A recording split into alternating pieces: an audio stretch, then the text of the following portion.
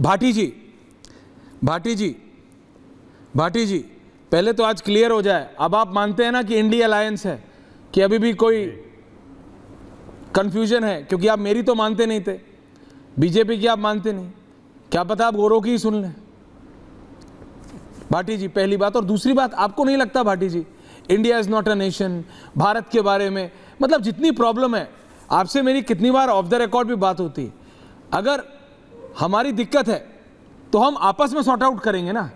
अगर राहुल गांधी को कुछ बहुत मतलब वेरी प्रैग्मेटिकली स्पीकिंग, अगर उनको लगता भी है कि there is some severe problem, कोई डेमोक्रेटिक प्रॉब्लम है बिल्कुल देश में, बिल्कुल कुछ और अंदर बैठ के बात करेंगे, वो विदेश में बैठ के क्या, व्हाट विल ही सॉल्व, वो क्या मदद लाएंगे?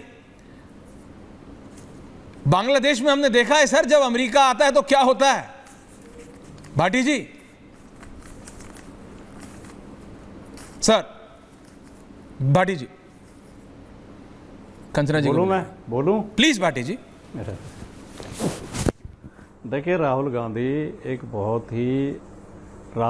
एक बहुत ही समझदार, शिक्षित, देश प्रेमी, बहादुर नेता हैं और लगातार तरक्की कर रहे हैं। लगातार उनके व्यक्तित्व में निखार होता जा रहा है।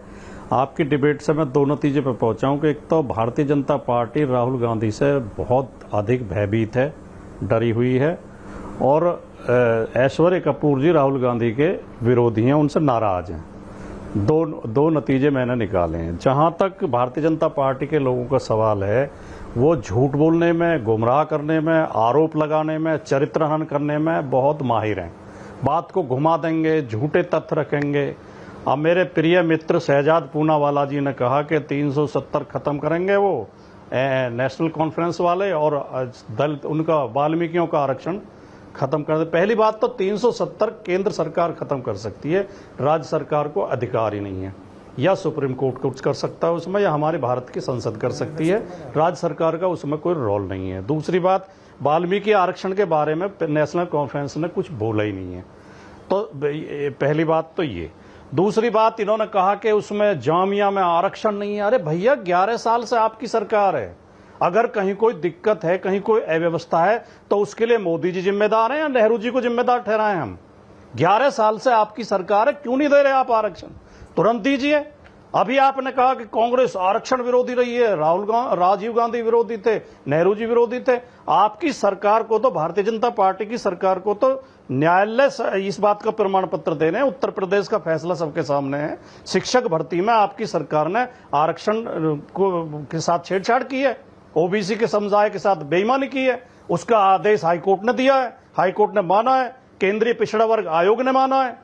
तो ये कहना, दो मुद्दे आपने उठाए ऐश्वर्य जी, मैं उन पर भी थोड़ी सी टिप्पणी करना चाहता हूं। एक तो आपने कहा देश का अपमान करते हैं बाहर जाके। एक महापुरुष ने बाहर जाके ये भी कहा था कि 2014 से पहले तो इस देश में पैदा होने में भी शर्म आती थी। और एक और महान महिला है भारतीय जनता पार्टी की, उन्होंने कहा था कि ये तो आजादी तो हमें अंग्रेजों से पट्टे पे मिली थी, 90 साल के पे, 99 साल के पट्टे पे। इसे तो मोदी जी ने पक्का किया है, असली आजादी तो 2014 में मिली है। तो क्या अपमानजनक है या नहीं है? डरने की जहां तक बात है, हमारे बहादुर प्रधानमंत्री गए थे, एक कार्यक्रम में जा रहे थे, वहां पंजाब में कुछ किसान हाईवे पे इनके स्वागत के लिए खड़े थे। इन्होंने समझा मेरे विरोध के लिए खड़े हैं, दौड़ के वापस दिल्ली आ गए, भाग के, और फिर कहा अपने मुख्यमंत्री से कह देना कि मैं जिंदा लौट आया हूं उसमें दिल्ली। तो ये चीजें जो है, एक तरफा कहना कि ये इनकी ये है, या इनका अपमान करना। जो राहुल गांधी बोल रहे हैं कुछ भी गलत नहीं बोल रहे। हाँ, सिख वाले मामले पे मैं रतिंदर भाटिया जी की बात से सहमत हूं। सिख बहुत बहादुर, देशभक्त कौम है। लेकिन मैं उसमें एक बात और जोड़ना चाहता हूं। भाटिया जी ने कहा कि 84 में उनके साथ क्या हुआ, इसके बावजूद भी वो देश के साथ, देश किसी और का थोड़ी है, देश भी तो उनका है। लेकिन तो 2002 में गुजरात में क्या हुआ उसे भी हमें याद रखना चाहिए। और हमें, जब हम सिख भाइयों की प्रशंसा इस बात के लिए करते हैं कि उन्होंने घाव झेल के भी वो देश के साथ हैं, तो हमें मुस्लिम भाइयों की भी इस बात के लिए प्रशंसा करनी चाहिए। जो जहां दिल्ली में जो हुआ था, वो राजीव गांधी के परिवार ने या राहुल गांधी के परिवार ने नहीं किया था, वो उन्मादी लोगों ने किया था। और उन उन्मादियों में आरएसएस की बहुत बड़ी भूमिका थी। गुजरात में जो हुआ वो भारतीय जनता पार्टी के लोगों ने किया। उसकी भी निंदा हमें साथ के साथ करनी चाहिए। यहां भी निर्दोष मारे गए थे, वहां भी निर्दोष मारे गए थे। ये भी हमारे भाई थे, दिल्ली वाले भी, वो भी हमारे भाई थे। क्या क्या अत्याचार नहीं हुए गुजरात में? शहजाद काउंटरी, बहन बेटियों के साथ रेप तक हुए, बच्चे तक, छोटे छोटे बच्चे दीवारों में पटक पटक के मार दिए गए। क्या क्या अन्याय नहीं हुए, अनाचार नहीं हुए? 30 सेकंड दे दीजिए। करते हैं तो मुझे इंटरवीन करना जरूरी पड़ जाएगा। देखिए ऐश्वर्या जी, 2014 के बाद जब मोदी जी की सरकार आई तो 2018 में सज्जन कुमार पहली बार कन्विक्ट हुए 1984 जेनोसाइड के लिए, और उसमें हाई कोर्ट ने बोला quote and quote there was political patronage, और उसके लिए वो बचा रहा। और अगर आरएसएस के लोग इन्वॉल्व थे, ये झूठा आरोप लगाते हैं, तो मैं उनसे यही पूछना चाहता हूं 1984 से लेकर 2014 तक तो आपकी सरकार थी, आरएसएस के कितने लोग कन्विक्ट हुए? कन्विक्ट छोड़े, चार्जशीट हुए। अब जगदीश टाइटलर के ऊपर चार्जेस फ्रेम हुआ है, फिर भी भाटी जी ये इस प्रकार का नैरेटिव, मतलब कि देखिए किस प्रकार से कांग्रेस से दोष हटाकर पूरे समग्र हिंदू समाज पे दोष डाला जा रहा है ताकि हिंदू सिख एकता ना बनी रहे, कि आरएसएस ने किया, कांग्रेसियों ने नहीं किया। मतलब इसका पॉलिटिकल मोटिव हटाकर कि हिंदू सिखों के खिलाफ दंगा कर रहे थे, ये नैरेटिव देने की कोशिश है।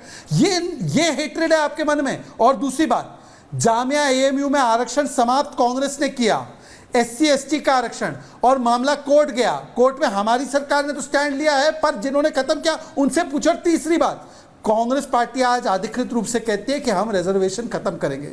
आप मुझे ऑफिशियली स्टैंड बताइए कि क्या आप रिजर्वेशन खत्म करने के पक्ष में या खिलाफ? कंचना जी,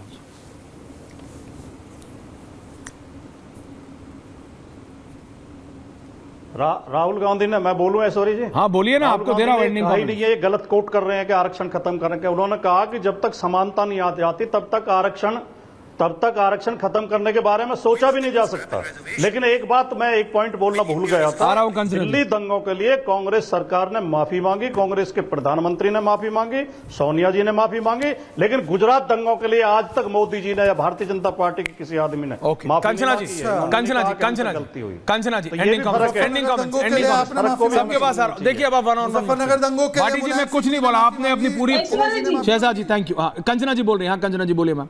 मैम बोलिए। नहीं ऐश्वर्या जी, मुझे लगता है शहजाद पूनावाला जी शिवराज सिंह चौहान जी को अपना नेता नहीं मानते हैं। अगर मानते, और शिवराज सिंह चौहान जी ने कहा कि यह देशद्रोही बयान है, तो ये शायद शिवराज सिंह चौहान को अपना नेता नहीं मानते होंगे, इसलिए उस बयान से कट गए, बोले हमने नहीं कहा कि ये देशद्रोही है। और दूसरे सर, आपसे रिक्वेस्ट है, जामिया, जेएनयू, मैंने बोला इस डिबेट में मैंने नहीं कहा किसी को। सेंट्रल यूनिवर्सिटी ऑफ अमरकंटक, ये जितने यूनिवर्सिटी बनाई गई है ना, थोड़ा एक आध दो आप भी बना दीजिए तो हम भी उसमें आरक्षण मांग सके। थोड़ा आप भी बनाने का काम कर लीजिए, सिर्फ बोलने का काम मत करिए, मुंह खोलिए और बोलिए, थोड़ा काम करके दिखाइए। जामिया, जेएनयू, नहीं, चरवाहा यूनिवर्सिटी अभी तक नहीं बनाया हमने। यूनिवर्सिटी ऑफ अमरकंटक, चरवाहा यूनिवर्सिटी बनाने वाले बता रहे हैं। Okay relax. National tribal university Amarkantak, ना चरवाहा यूनिवर्सिटी बनाने वाले बता रहे हैं। हमने यूपीए में बनाया, ओके। यूपीए में बनाया 2008 में। ओके।